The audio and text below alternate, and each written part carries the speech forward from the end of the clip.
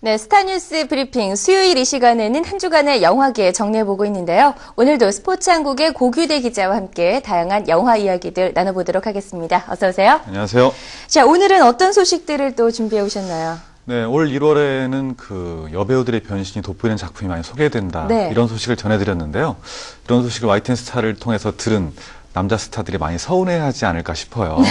우리들도 여배우 못지않다 이런 말 들을 만큼 다채로운 변신을 한 남자 배우들의 이야기를 먼저 시작할까 합니다. 네, 얼마 전이었죠. 이 고무줄 몸무게 주인공이라고 할 수 있는 설경구 씨가 영화 강철중 촬영 때문에 몸무게를 또 한 번 심하게 늘렸다 이런 얘기를 들었었는데 이 변신만큼 놀라운 변신들을 한 남자 스타들의 이야기네요. 네, 우선 이 말부터 시작할까 하는데요. 예. 변신은 배우에게 형벌이다. 바로 형벌. 배우 한석규 씨의 말입니다. 그만큼 힘들다는 얘기죠. 그렇죠. 기존의 자신의 이미지를 깨고 전혀 다른 모습으로 관객 앞에 서기 위해서 그만큼 각고의 노력을 한다는 그런 말인 것 같은데요. 예. 그 고민을 딛고 나란히 변신에 성공한 배우 안성기 씨와 한석규 씨의 이야기를 먼저 시작할까 합니다. 두 배우는 최근에 그 외양의 변화를 많이 시도해서 팬들로부터 큰 관심을 모았었는데요. 우선 그 배우 안성기 씨는 영화 마이 뉴 파트너를 통해서 뽀글 파마를 선보였습니다. 뽀글 파마를? 네, 극중 만년 형사반장 강민호 역을 맡아서 능청스럽고 넉넉한 웃음을 선사하기 위해서라는데요. 바람이 부는 방향대로 자연스럽게 구부러지는 머리 모양이 최근에 선보인 영화 화려한 누가에 근접한 이 모습이죠. 투역 대령의 이미지도 라디오스타의 부드러운 매니저의 이미지도 찾아볼 수 없을 정도였습니다. 그래요. 네. 이 안성기 씨의 뽀글 파마 헤어스타일을 보고 참 50년 만에 해본 이런 머리다 뭐 이런 얘기들이 참 많은데 한석규 씨의 헤어스타일 변화도 이해 못지않게 굉장히 과감했죠. 네, 한석규 씨는 훨씬 더 이제 파격적으로 변신했는데요. 똑같은 형사반장 캐릭터지만 외양에서는 사뭇 다릅니다. 영화 눈에는 눈, 이에는 이에서 카리스마 넘치는 형사반장 백선창 역을 소화하기 위해서 생애 처음으로 머리카락을 하얗게 물들였는데요. 백발과 검은 선글라스가 어우러진 그런 모습이 독한 캐릭터의 절정을 선보인다. 이런 평가를 받고 있습니다. 한석규 씨는 그 자신의 헤어스타일을 놓고 섹시한 중년 남성을 그리고 싶었다. 이렇게 변신의 포즈를 설명했는데요. 2년 만에 출연한 영화인 만큼 그만큼 각고의 노력을 한 것 같습니다. 그래요. 이 회색 머리가 굉장히 좀 카리스마가 있더라고요. 그렇죠. 최근에 영화 박준영 씨도 한류 영화에서 그런 비슷한 머리 선보였었습니다. 맞아요. 자, 이분들 말고도 1월에 개봉한 영화 속의 남자 배우들의 변신도 좀 주목할 만했어요. 네, 탁재훈, 신현준, 신하균 씨 이런 분들인데요. 영화 어린 왕자와 마지막 선물에서 각각 탁재훈, 신현주 씨가 기존의 코믹한 이미지를 넘어서면서 새로운 그 모습을 스크린으로 선보였는데요.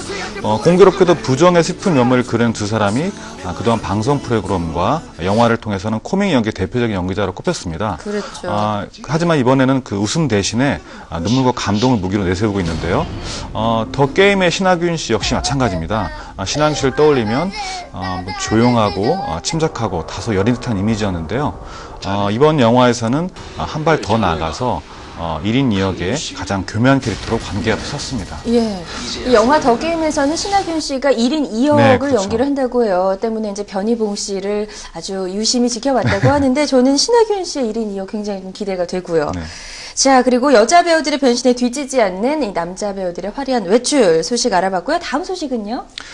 유럽에서 명성이 높은 홍상수 감독, 김기덕 감독이 나란히 베를린 국제영화제에 진출하게 됐습니다. 오늘 2월 7일부터 17일까지 열리는 제58회 베를린 국제영화제에 두 사람이 이제 그 자신의 명성을 세계에 알리는 그런 자리가 되겠는데요.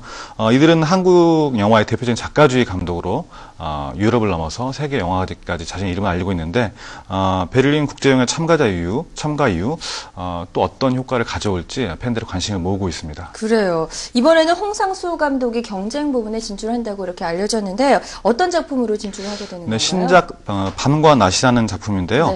이번에 경쟁 부분에 진출했습니다. 이번 영화는 갑작스럽게 서울에서 파리로 도피를 하게 된 국선 화가의 유쾌하게도 기이한 여행 이야기를 다룬 영화입니다. 홍상수 감독은 지난해 영화 해변의 여인을 통해서 베를린 국제영화제 파노라마 부분에 진출했는데요.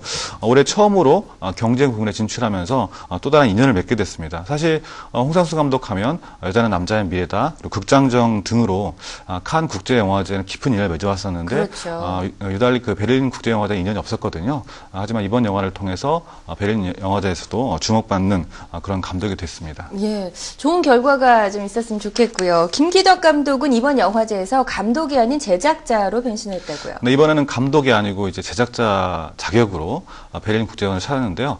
자신의 그 조감독 출신인 전재원 감독이 연출한 아름답다라는 영화를 가지고 네. 이번에 베를린 국제영화제에 참석하게 됐습니다. 이번 영화는 베를린 국제영화제 파노라마 부분에 진출했는데요. 하지만 이와 함께도 자신의 신작 비몽을 이번 영화제에 함께 열리는 유럽 필름 마켓에 선보이게 되면서 또 다른 그 감독의 면모를 자랑하게 됐는데요. 비몽은 일본 청춘 스타 오다기리 좋아하고 우리나라 배우 이나영 씨가 출연해서 꿈을 현실하고 믿는 남자와 몽유병에 사로잡힌 여자의 그 불가사의 사랑을 그린 작품입니다. 그래서 제작 단계부터 한일 배우 톱스타들의 합작이어서 많은 관심을 네. 받았습니다. 특히 이나영 씨가 이 김기덕 감독의 영화에 출연한다고 해서 참 말들이 그렇죠. 네. 많았는데요. 내용도 좀 독특할 것 같은 생각이 드네요. 예, 이 홍상수 감독, 김기덕 감독뿐만이 아니라 이 영화제 진출한 우리 배우들은 없나요? 네, 뭐 작품과 함께 이제 나란히 그 배우들이 가게 됐는데요. 바로 그 밤과 낮의 김영호 씨하고 박은혜 씨입니다. 예. 근데 공교롭게도 그 7일부터 영화제가 열리니까 아마 설을 거기서 맞을 것 같다고 그래요? 한편으로는 좀 즐거워하면서도 한편으로는 서운해하고 있는데요. 벌써부터 레드카펫에서 어떤 의상을 입을지 고민에 빠져 있다고 합니다. 그래서 그 두 배우께서 우리나라 그런 배우 위상을 세계 무대에 알릴 수 있는 좋은 계기가 됐으면 좋겠습니다. 예, 계속해서 이렇게 해외 우리 작품과 스타를 알리는 기회들이 좀 많았으면 좋겠네요. 고기대 기자, 오늘 말씀 고맙습니다. 고맙습니다.